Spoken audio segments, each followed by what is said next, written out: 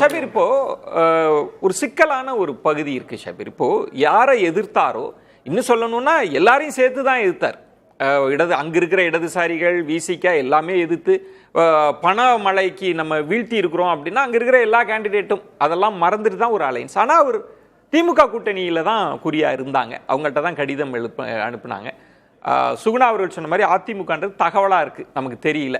பாமகவோட பேசினாங்களா தெரியல. அங்கிருந்தே அழைத்து அவங்க அந்த கூட்டணியோடு தான் இருக்கிறாங்க, இணக்கமா இருக்கிறாங்க. அவங்களெல்லாம் வச்சுட்டு எப்படி அதிதீவிர திமுக எதிர் நிலைப்பாடு எடுத்து ஒரு அரசு பயணிக்க முடியும்? அந்த இடம் ரொம்ப ஒரு சிக்கலான பகுதியா இருக்கா? அப்படி சிக்கல்லாம் ஒன்றும் இருக்காது சார். என்னன்னா, உங்களுக்கு அரசாங்கத்தை அவங்க நடத்த ஆரம்பிச்சாங்கன்னா உங்களுக்கு விமர்சனம் அப்படின்றது வரும்.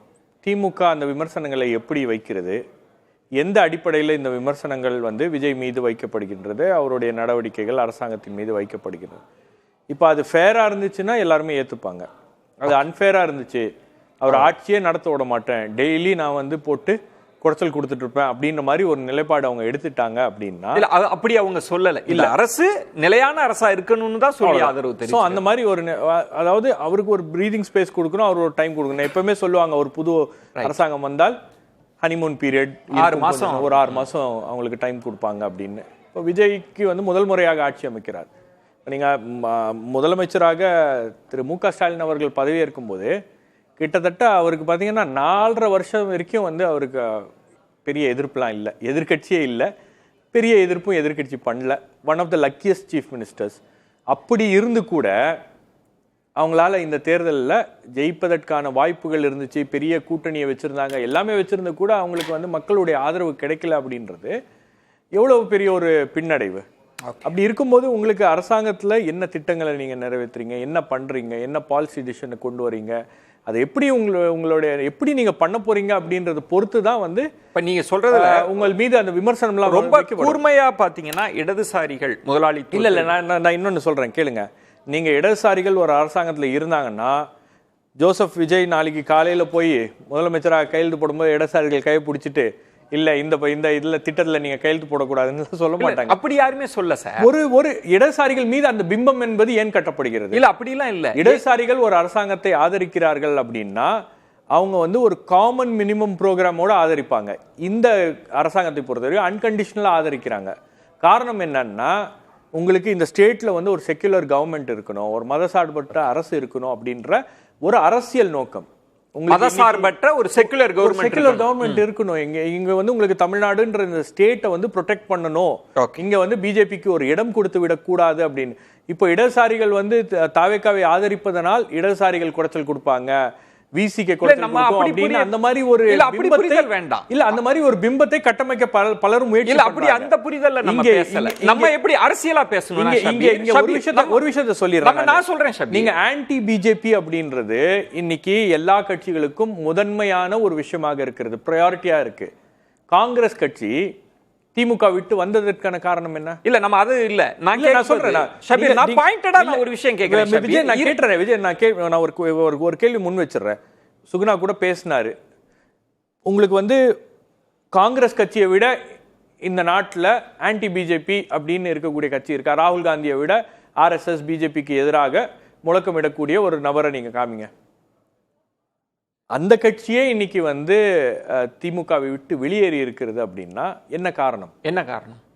அவங்களுக்கு ஏதோ ஒரு விஷயத்துல இவங்க திமுக காம்ப்ரமைஸ் பண்ணிட்டாங்களா பிஜேபியோட அப்படின்ற ஒரு சந்தேகம் நீங்க வந்திருக்கிறது. முன்பே இந்த சந்தேகம். அப்ப நீங்க ஒரு முரண் சொல்றீங்க. அப்ப அந்த சந்தேகம் கம்யூனிஸ்டுகளுக்கு இல்லன்றீங்களா? நான் இன்னொரு கேள்வி, கம்யூனிஸ்டுகள் கை கோர்த்துருவாங்கன்னு நீங்க நினைக்கிறீங்க? இல்ல சார், அப்புறம் அது இல்ல. நீங்க என்ன சொல்றீங்கன்னா, திமுக பாஜகவுக்கு ஒரு உறவு இருக்குன்னு காங்கிரஸ் சந்தேகித்ததுன்னா அந்த சந்தேகம் கம்யூனிஸ்டுகளுக்கு வரலையா? மம்தா பானர்ஜி அதை பேசியிருக்காங்களே சார், அதை மறுத்துட்டாங்க சார். அது என்ன சார், பேசினாங்களா இல்லையா? இல்ல சார், அது தெளிவா விளக்கம் கொடுத்த பிறகு நீங்க உங்களுக்கு தெரியாது இல்ல. நான் என்ன கேட்கிறேன், அதுக்கப்புறம் இங்க இருந்து சொல்லப்பட்டு அதுக்கப்புறம் பேசப்பட்ட வார்த்தை இருக்கிறதா இல்லையா? காங்கிரஸ் திமுக பிஜேபியோட உறவு இருக்கு காரணம் சொல்லிருக்காங்களா? இல்ல, நம்ம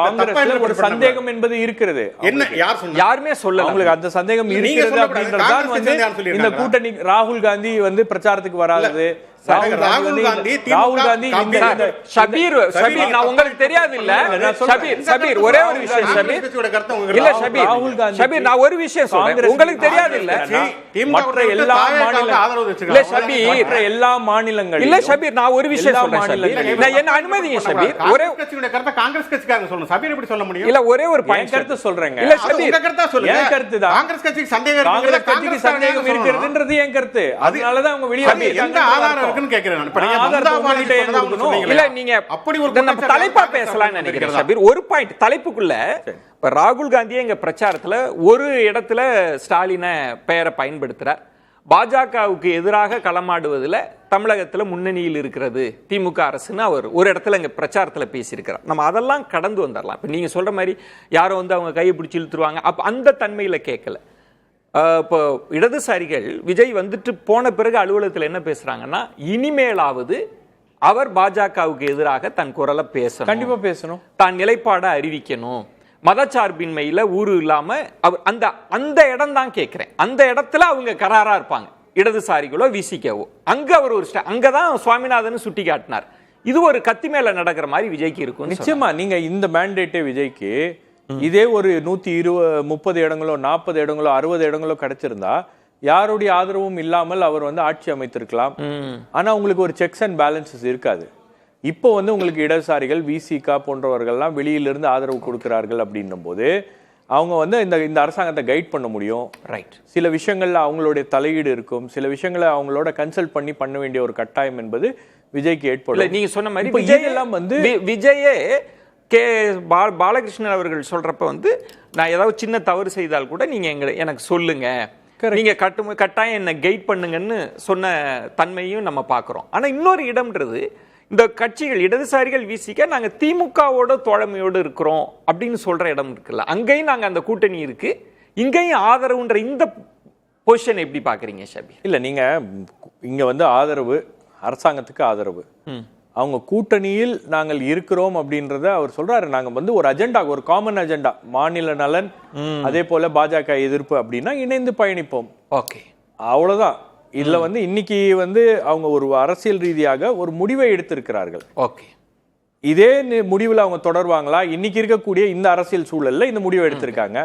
நாளைக்கு இந்த அரசியல் சூழல் மாறுகிறது, நாளைக்கு வந்து பாஜக திமுக கொஞ்சம் நெருக்கமாக வருகிறது அப்படின்னும் போது இடதுசாரிகள் இதே நிலைப்பாட்டில் இருப்பாங்க அப்படின்னு சொல்ல முடியும். நீங்க சொல்ற மாதிரி காலம் தீர்மானிக்கும், அரசியல் சூழல் தீர்மானிக்கும். இப்ப இடதுசாரிகளே தாவேகாவுக்கு எலெக்ஷனுக்கு முன்னாடி ஆதரவு இல்ல, தாவேகாவை எதிர்த்து தான் அவங்க வந்து களமாடினாங்க. நாங்க நம்ப மாட்டோம், உங்கள்ட்ட சந்தேகம் இருக்குன்னு சொன்னாங்க. இன்னைக்கு சூழல் மாறி இருக்குன்னா அது